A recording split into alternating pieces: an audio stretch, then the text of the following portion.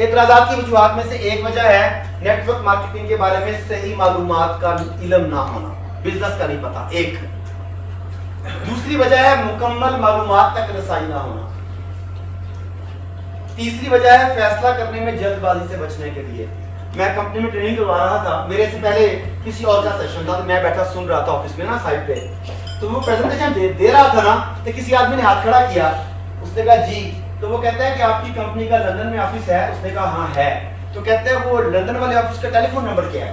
वो कहते हैं वो तो मेरे ज़हन में भी नहीं है। कहता है मुझे पता करके बताइएगा। उसने कहा ठीक है, बात खत्म हो गई। तो मेरी बारी आई, तो मेरे जो सवाल खटक रहा था, मैं आया तो मैंने पूछा वो लंदन वाले ऑफिस का सवाल किसने पूछा था? वो आदमी ने कहा मैंने पूछा था। तो मैंने कहा लंदन में अभी दोस्त रिश्तेदार रहते हैं जिन्होंने प्रेजेंटेशन देनी है? कहते हैं नहीं। तो मैंने कहा फिर आपने क्यों पूछा? कहते हैं तुम्हें बताना चाहिए। क्यों? हमने बचपन से मुहावरे सुने हैं, हेस्ट मेक्स वेस्ट, जल्दबाजी शैतान का काम होता है। पंजाबी में कहते हैं काली गटोए, पता नहीं आपकी जुबान में क्या कहते हैं। हर मुहावरे में जुबान है कि जल्दी काम शैतान का है। हम जल्दबाजी से बचने के लिए एतराजात करते हैं कि मुझे सोचने का वक्त मिल जाए, हालांकि ये भी हमने ही पढ़ा हुआ है कि नेक काम में देर नहीं करनी चाहिए। तो ये हम साइकोलॉजिकल प्रॉब्लम्स है हमारी।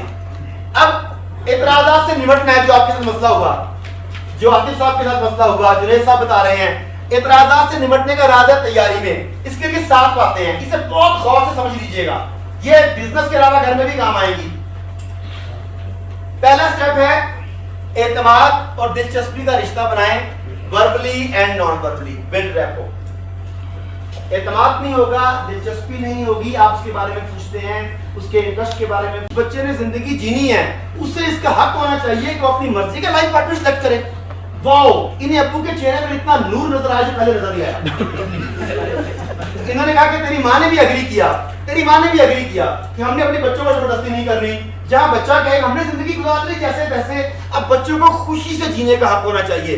जहां दानिश कहेगा हम उसकी शादी वहां करेंगे। आपने लेकिन बोलना नहीं है।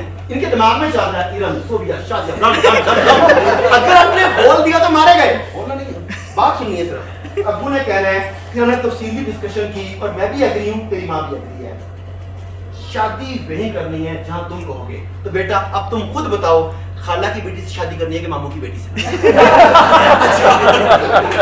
अब हुआ क्या इनके साथ? इन्हें सारा बता दूंगे, इन्हें 2 चॉइसेस के अंदर, 2 पॉजिटिव चॉइसेस के अंदर बांध दिया गया कि रहना इसके अंदर ही है। ये मासूम बच्चा है, इसे समझ ही नहीं है। अब ये सोच रहा है खाला की बेटी का कद लंबा है, मामू की बेटी की जुबान। उसके अपने कंपैरिजन है ना उसके। अच्छा, उसने सोच सोच के उसने कहा जी के बड़ा सादातमंद बच्चा है, उसने कहा जी कि खाला की बेटी ठीक है। अच्छा, इन्होंने कहा बेटे जैसे तुम्हारी मर्जी। अब शादी हो गई। नहीं जी अभी मामला खत्म नहीं हुआ अभी। अब शादी हो गई। जब शादी हुई तो फिर लड़ाई होना तो जरूरी है। 3-4 महीने गुजरे, घर में लड़ाई हो गई। दानिश का इतना मुंह फूला हुआ है, बेगम का इतना फूला हुआ है। अब्बा जान घर में दाखिल हुए तो पता लग गया इन्होंने आते ही पूछा लड़ाई हुई है? इसने कहा हाँ। तो कहते गौर करो अपनी मर्जी।